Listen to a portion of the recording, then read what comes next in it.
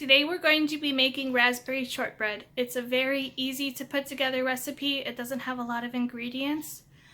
For the raspberry shortbread, we're going to need butter or vegan butter if you're making them vegan, brown sugar, vanilla, flour, salt, and raspberry jam. And then you'll need a bowl, and this is optional, but I'm using a hand mixer today.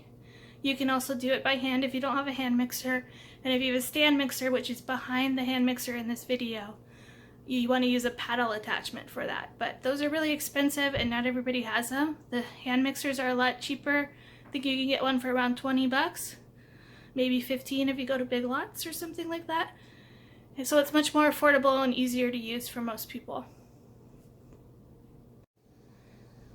To prep for this recipe, I've turned the oven to 350 degrees and I cut a strip of parchment paper that will fit inside of the pan. It will make a sling so that the raspberry bars are easier to take out of the oven when they are ready. So I'm going to place the strip into the pan and then spray it with a little bit of canola oil spray so that the bars don't stick in the pan or to the parchment paper. And if you're gonna do the sling, it's totally optional, but if you do it, you want to use parchment paper, not wax paper, because parchment paper is oven safe up to, I believe, 425 degrees. So it's safe to bake with, and wax paper is not safe to bake with. You could also do a sling with foil. You could also not do the sling at all and just butter the pan or grease the pan. The first thing we're going to do for this recipe is to cream the sugar and butter together. So I didn't mention it earlier, the butter is room temperature butter. It's been sitting out of the fridge for a couple of hours so that it's mixable. And we're going to be mixing in some brown sugar and mixing it together well. You can do this by hand or with a hand mixer or stand mixer. Mixing it until the sugar is evenly incorporated into the butter. And in this case, we don't need it to be fluffy or anything. So sometimes for cakes, you're going to cream butter into sugar and whip it until it starts getting a little bit fluffy. You don't need to do that in this case, but creaming is used for cookies. So if you ever want to make chocolate chip cookies, shortbread, and a lot of other cookies, as well as some cakes. Okay, so the sugar for this recipe is brown sugar, so I wanted to show you how to measure brown sugar. I know last time I showed you how to measure flour, which included like lightening the flour up by stirring it and then scooping it into your measuring cup. Brown sugar is different. You're going to want to pack it into the measuring cup. So a lot of the recipes will say brown sugar packed. You're literally going to press it into the cup until you can't press anymore. You'll see when I pour it into the bowl that it's kind of going to keep its shape. That's how you know it's well packed. Okay, so we have 2 sticks of butter that have been softened and are at room temperature in the bowl. This is 1/3 cup of brown sugar, which I packed. You see it kind of hold its shape. That means it's well packed. And we're just gonna mix this now until it starts to become a homogeneous mixture.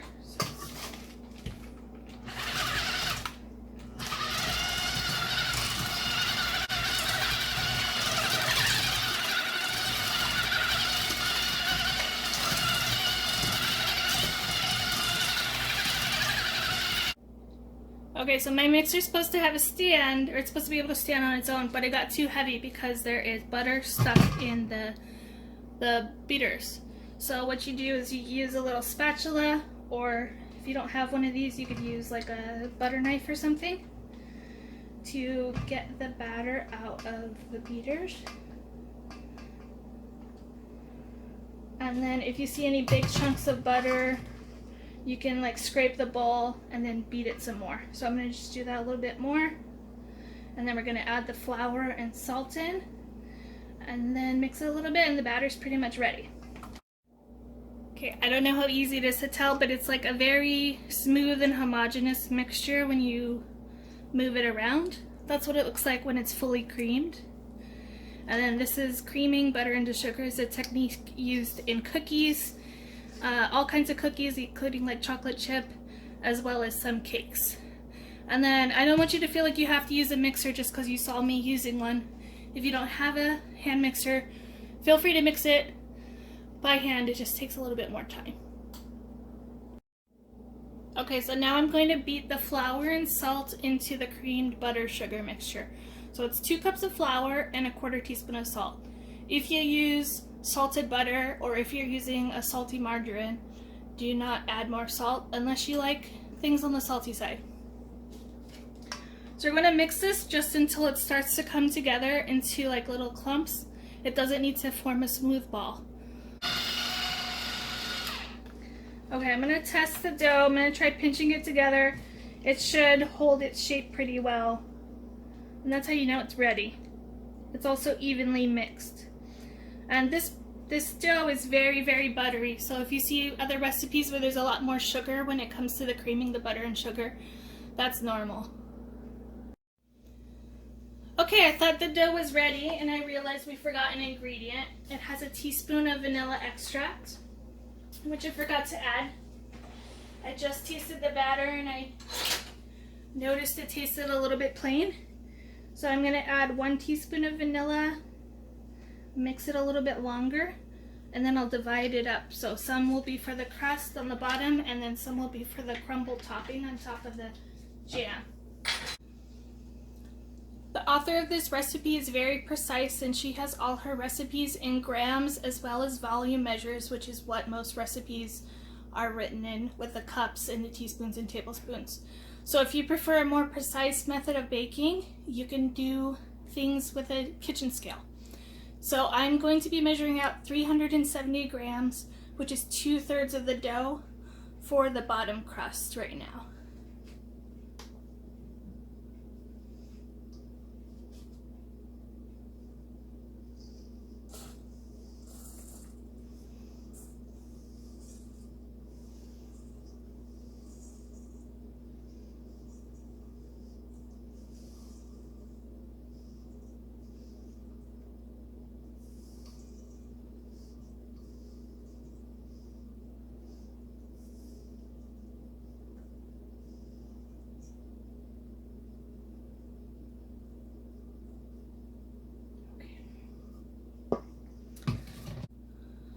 If you don't have a kitchen scale, that's fine. You can just eyeball 2/3 of the batter for the crust and then 1/3 will be like the crumble topping on top of the raspberry bars. Here's the pan with the little parchment paper sling I made. I sprayed a little bit of oil on the parchment paper just to ensure that the cookies aren't going to stick to the pan. And I'm just going to put this in evenly and then flatten it with my hands, press it flat. And then after that, we're gonna dock the dough so that it doesn't puff up when you bake it. And you use docking when making pie crust as well.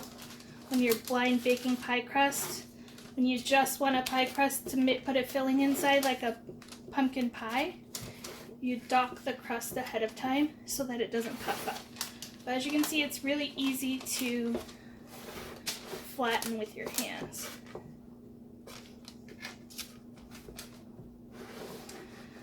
And then docking is putting these little holes in the dough so that it doesn't puff up as it bakes. You don't need to go all the way through.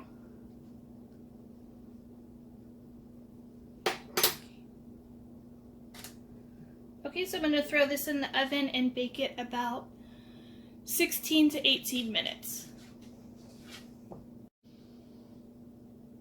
Here's the dough that was left for the topping. I just washed my hands and I'm going to just clump it up a little bit because I feel like it's too fine of crumbles and I want kind of like bigger chunks on top.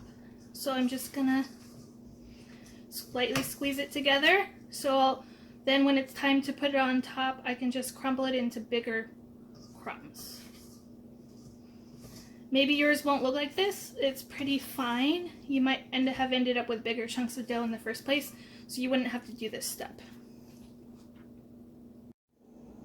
Okay, so the crust was in the oven for 16 minutes.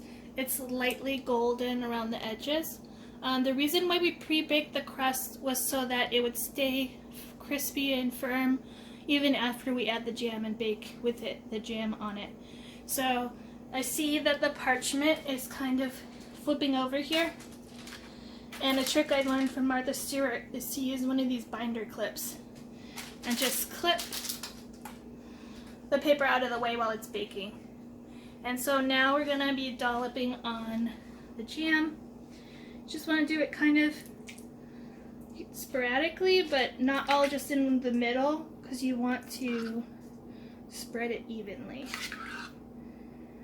And then you're gonna leave a 1/4 inch border around the edges of the pan if you can. If you don't, that's okay. It's just to keep it from burning around the edges. Once this is all evenly spread, we're gonna crumble the topping on and then bake it a little bit longer, about 20 minutes. And if you don't have raspberry jam, feel free to use whatever you have. I think apricot would also be good, or blueberry, or blackberry, or strawberry. I'm not a big fan of grape jelly. I guess you want to use jam and not jelly. So jam has the fruit in it still, and jelly is made with the juice of whatever fruit you use. So I'm just trying to do it even and leave a little border around the edges, but it's not the end of the world if you get it to the edge of the pan.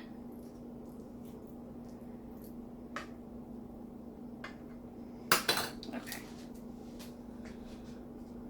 I hope you guys can see. Okay. So now we're going to take the rest of the batter, or it's more like a dough, and crumble it in like biggish crumbs over the top. You don't have to worry about getting it everywhere, because you actually want people to be able to see the jam and that it's a raspberry bar. So don't worry about covering the whole thing with the crumble. And feel free to use a vegan butter if you want to make this vegan. I'm trying to pick recipes that are easy to veganize in case any of you are vegan or you have vegan family members, or maybe you're lactose intolerant, can't have dairy, or allergic to dairy. I'm trying to give options for people.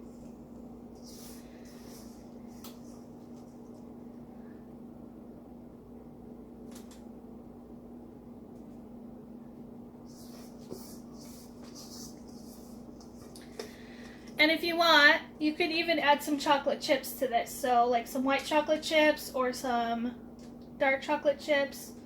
If you wanted to make it like a raspberry chocolate bar, or a raspberry white chocolate bar.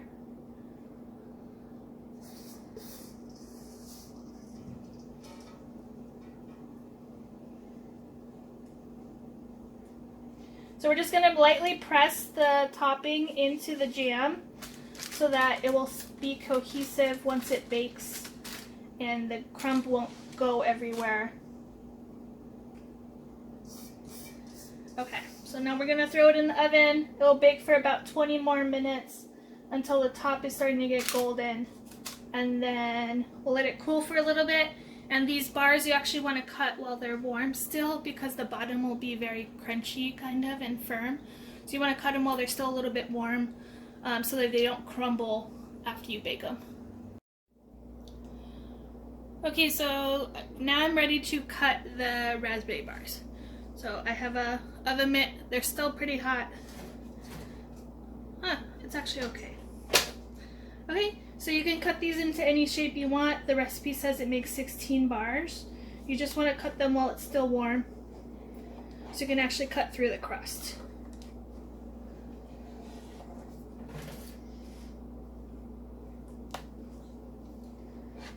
And then you let these cool completely in the pan. And then you can use you can use the sling to lift them all out when it's cool.